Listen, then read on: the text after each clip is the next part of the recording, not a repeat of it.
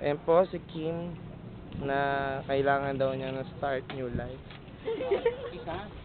Ayun na, matatamaan tayo niya. Ay! Ang dami pala. Ayun na yun. Saan? Uy!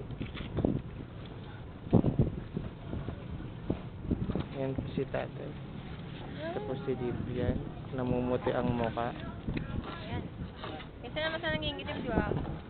Okay na yun. Ay, ayun na. Kuya, paano yun paano yun nalalaman kapag mayroon ng isda? Eh, pag may nakasabi. Yan, yung dulo niyang gumagano. Nakawala eh.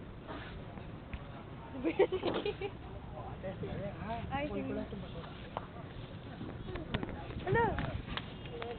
Walang gagala.